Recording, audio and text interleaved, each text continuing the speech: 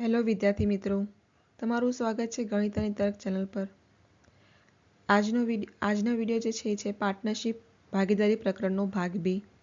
જે લોકોએ પહેલો ભાગ ના જોયો હોય એ લોકોને, જે લોકો નવા છે એ લોકોએ પહેલો ભાગ જોઈ લો। એમાં પણ આપણે સારા એવા પ્રશ્નોની ચર્ચા કરી છે। હવે આજના વિડીયોમાં આપણે હજી વધારે કેટલાક ઉદાહરણો જોઈશું। તો શરૂ કરીએ આપણે પહેલા પ્રશ્નથી। બે મિત્રોએ બિઝનેસમાં 1500 અને 2500નું રોકાણ કર્યું હતું। તેઓએ 800નો નફો મેળવ્યો। નફાનો અડધો ભાગ તેમની વચ્ચે સમાન રૂપે વહેંચવામાં આવ્યો અને બાકીનો અડધો ભાગ જે છે એ મૂડીના પ્રમાણમાં વહેંચવામાં આવ્યો। તો તેમાંથી દરેકને કેટલું મળ્યું હશે એ આપણે શોધવાનું છે। આમાં આપણે રોકાણ કશું 15 મીન્સ કે રોકાણ આપી દીધું છે, સમયગાળો કશું નક્કી કરવાનો નથી। સમયગાળો બંને સરખા સમય માટે જ રોકાણ કર્યું છે। એટલે બંને મિત્રો ધારો કે એ બી લઈ લીધા આપણે, 1500 અને 2500નું રોકાણ કર્યું છે એટલે નફાનો ગુણોત્તર આવી ગયો 3:5નો। નફો કેટલો છે? 800નો નફો છે। એમાં શું કર્યું? પહેલાં તો અડધો ભાગ જે છે એ સમાન રૂપે વહેંચ્યો અને બીજો અડધો ભાગ છે એ મૂડીના પ્રમાણમાં વહેંચ્યો। એટલે કે આ જે રેશિયો આવ્યો છે 3:5 એના પ્રમાણમાં વહેંચ્યો હશે। તો 800ના અડધા ભાગ કરી તો 400 અને 400। એમાં એ અને બીને પહેલો જે છે એ અડધો ભાગ મળશે નફાનો, એટલે કે 200 રૂપિયા મળી જશે બંનેને। હવે બીજો જે 400 છે એ 3:5ના ભાગમાં વહેંચાશે, એટલે કે 4 × 3/8 એટલે કે 150। એનો આવી ગયો ભાગ, ટોટલ થઈ જશે 350, 200 + 150। બીનો થશે 400 × 5/8 એટલે એનો આવશે 250, ટોટલ થઈ જશે 450। એટલે કે એને મળશે 350, બીને મળશે 450। આપણો જવાબ આટલો પ્રશ્ન હતો આમાં। ઠીક છે, સમજાઈ ગયું બધાને? ચલો નેક્સ્ટ સવાલ જોઈએ હવે। અમને 70,000નું રોકાણ કરીને ધંધો શરૂ કર્યો। 6 મહિના પછી રાખી 1,05,000ની રકમ સાથે તેની સાથે જોડાઈ અને બીજા 6 મહિના પછી સાગર 1.4 લાખ સાથે જોડાયો। અમને ધંધો શરૂ કર્યાના 3 વર્ષ પછી કમાયેલા નફાની રકમ અનુક્રમે અમન, રાખી અને સાગર વચ્ચે કયા ગુણોત્તરમાં વહેંચવી જોઈએ? ખાલી અહીંયા ગુણોત્તર આપણને પૂછ્યો છે। નક્કી કરવાનું શું છે અહીંયા મેઇન તો કે સમયગાળો, કયા કયા સમય માટે લોકોએ રોકાણ કર્યું છે એ નક્કી કરવાનું છે। તો સૌથી પહેલાં તો અમન, રાખી અને સાગર આવી ગયા। અમને કેટલું રોકાણ કર્યું? 70,000નું। રાખીએ કર્યું 1,05,000નું અને સાગરે કર્યું 1.4 લાખ એટલે કે 1,40,000નું। 1.4ને 1 લાખ વડે ગુણાકાર કરશો એટલે 1,40,000 આ એનું રોકાણ। અમને પૂરેપૂરા જે પણ સમયગાળો છે એને માટે રોકાણ કર્યું છે।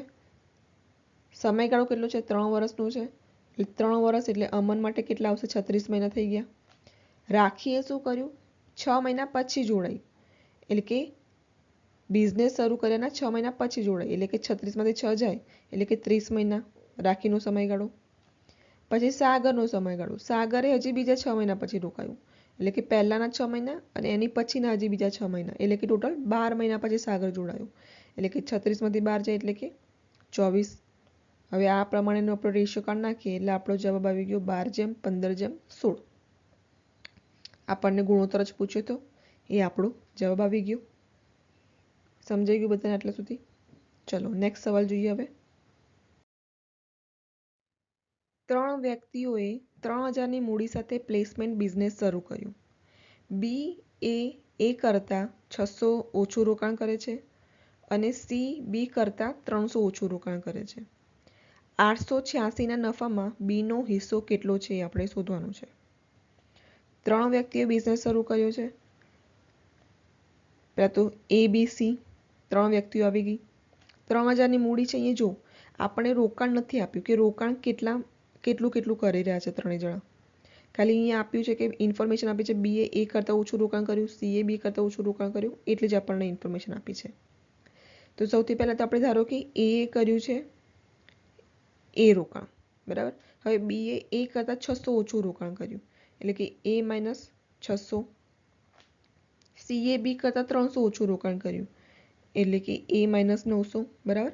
બી માંથી A-6 માંથી A-600 માંથી હજી તમે -300 કરશો એટલે કેટલા આવશે? A-900 આવી જશે, બરાબર. એટલે સીનું રોકાણ આટલું આવી ગયું, ત્રણેયનું આટલું રોકાણ મળી ગયું. સૌથી પહેલી લાઈન આપણે શું કીધી છે કે 3 વ્યક્તિઓ 3000ની મૂડી સાથે પ્લેસમેન્ટ બિઝનેસ શરૂ કર્યો. હવે આ ત્રણેયનું જે છે ટોટલ કેટલું થવું જોઈએ? 3000 છે, એટલે કે A વત્તા A-600 વત્તા A-900 બરાબર 3000. હવે આને આપણે સોલ્વ કરીએ તો કે 3000 ત્રણેય બરાબર 3000 અને 900 ને 600 1500 સામે જતા રહ્યા, એટલે કે A બરાબર 1500. એની આપણને કિંમત મળી ગઈ. તો આપણે અહીંયા મૂકતા જઈએ. હવે 1500 માંથી 600 જાય એટલે 900 અને અહીંયા આવી જશે 600. હવે આની પરથી આપણે રેશિયો નક્કી મળી જશે આપણને, નફાનો ગુણોત્તર. કારણ કે અહીંયા સમયગાળો તો ત્રણેયનો સરખો જ છે, તો નફાનો ગુણોત્તર હવે આવી ગયો 5:3:2નું. હવે આપણે ઇઝી રહેશે, નફાનો ગુણોત્તર મળી ગયો એટલે બીનો હિસ્સો આપણને મળી જાય. બીનો હિસ્સો કેટલામાંથી શોધવાનો છે? 886 માંથી, એટલે 886 ગુણ્યા 3/10, એટલે જવાબ આવી જશે આપણો 265.8.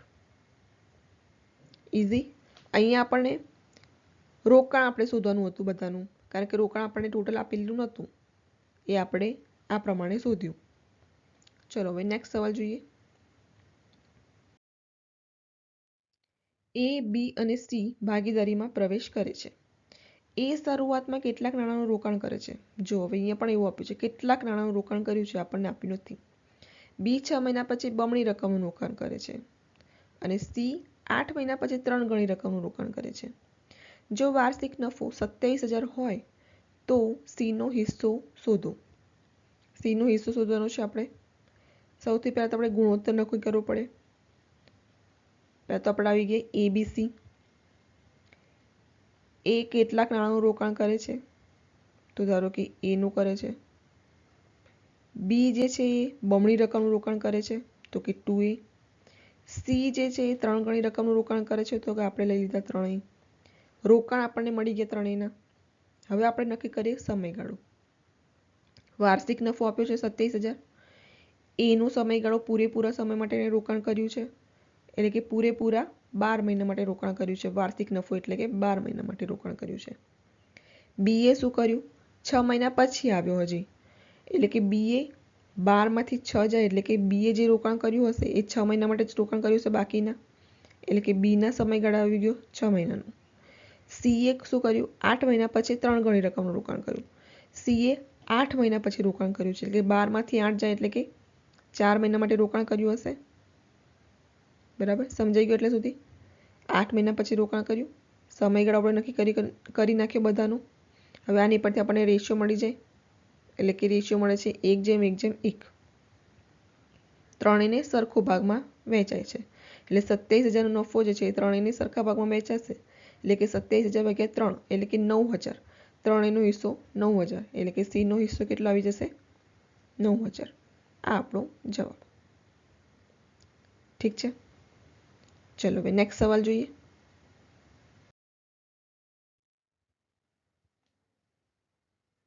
આ પ્રશ્ન જોઈએ. A અને B અનુક્રમે 5,000 રૂપિયા અને 4500 રૂપિયાના રોકાણ સાથે બિઝનેસ શરૂ કરે છે. 4 મહિના પછી A તેની અડધી મૂડી લઈ લે છે. વધુ 2 મહિના પછી B તેની મૂડીનો 1/3 ભાગ લે છે, જ્યારે C તેમની સાથે 7,000ની મૂડી સાથે જોડાય છે. 1 વર્ષના અંતે તેઓ 5,080નો નફો કમાય છે. નફામાં દરેક સભ્યનો હિસ્સો શોધો. જો આમાં બહુ જ અલગ રીતે બધું કર્યું છે કે પહેલાં એનો અલગ સમયગાળો અડધી મૂડી લઈ લે છે, બરાબર, બંને મૂડી કાઢી નાખે છે A અને B. પછી C જ્યારે જોડાય છે, બરાબર, એટલે આપણે આમાં સમયગાળો અને રોકાણ વ્યવસ્થિત રીતે નક્કી કરવું પડશે બધાનું. તો સૌથી પહેલાં તો આપણે લઈ લઈએ ABC. ધીરે ધીરે બધાનું એક એક સમયગાળો, રોકાણ, એ રોકાણ કેટલા સમય માટે છે એ વ્યવસ્થિત રીતે નક્કી કરવાનું છે. પહેલાં તો A અને B 5,000 અને બંને 4500 એની સાથે આવી ગયા, એ થઈ ગયું. સમયગાળો જુઓ. હવે પહેલાં તો જુઓ, 1 વર્ષના અંતે 5,080નો નફો કમાય છે, એટલે સમયગાળો કેટલો છે? 12 મહિનાનો છે. મહિનાઓ એટલે લેવામાં આવે છે કારણ કે 4 મહિના પછી એણે કર્યું, 6 મહિના પછી પેલો બીજો કોઈ પણ પાર્ટનર છે એ જતો રહે છે, તો આપણે મહિનાઓમાં કન્વર્ટ કરી નાખીએ ને તો આપણને ઇઝી પડે. બરાબર. તો હવે શું કર્યું? જો 4 મહિના પછી એ તેની અડધી મૂડી લઈ લે છે. તો પહેલાં તો આપણે એની વાત કરીએ. સમયગાળો ટોટલ છે સમયગાળો 12 મહિનાનો. એના જે 5000 છે એ 5000 જે છે એ કેટલા મહિના માટે રહેશે? અહીંયા વિચારો તમે. 4 મહિના પછી એની અડધી મૂડી લઈ લે છે તો પૂરેપૂરી 5000ની રકમ છે એ કેટલા મહિના માટે રહેશે? અહીંયા કેટલા મહિના માટે આવશે? અહીંયા 4 મહિના માટે આવશે. કેમ?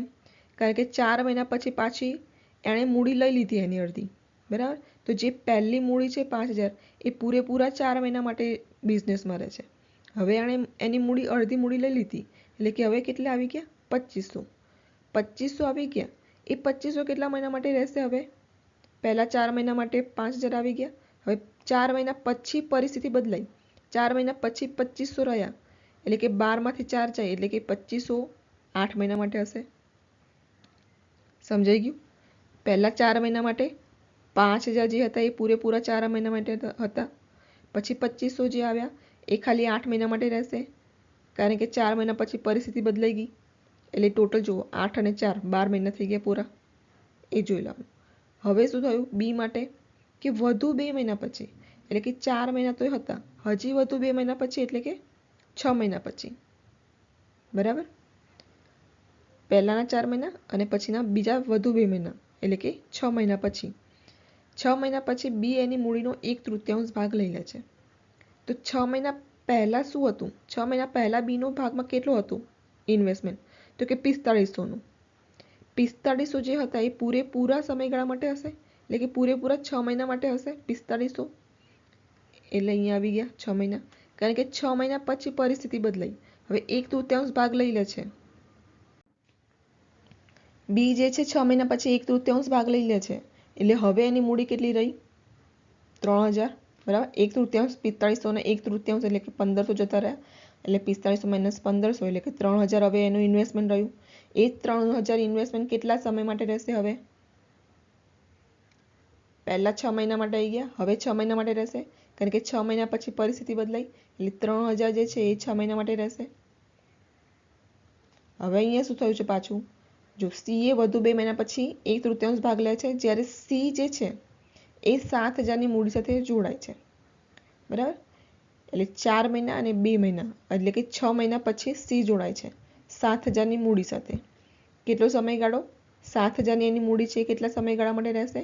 તો કે 6 મહિના માટે કારણ કે 6 મહિના પછી જોડાય છે.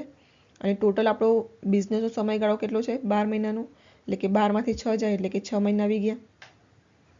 બરાબર. હવે આનું આપણે રેશિયો નીકાળીએ એટલે કે 40:45:42. આ આપણો રેશિયો આવી ગયો. હવે આ રેશિયો 5080 જે છે એ નફો આ રેશિયોમાં વહેંચાશે.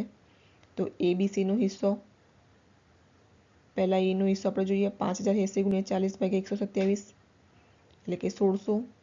બીનો હિસ્સો 5080 × 45/127 1800. સીનો હિસ્સો 1680. આ આપણો જવાબ આવી ગયો.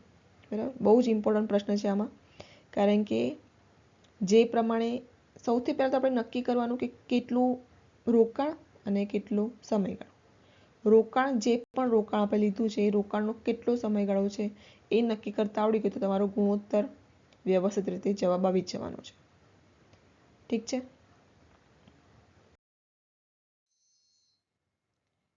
ઠીક છે. તો આજના આટલા પ્રશ્નો સાથે આપણે આ વિડીયો અહીંયા પૂરો કરીએ છીએ. જો તમને આ વિડીયો ગમ્યો હોય તો લાઈક, શેર અને સબસ્ક્રાઈબ જરૂરથી કરજો. Thank you.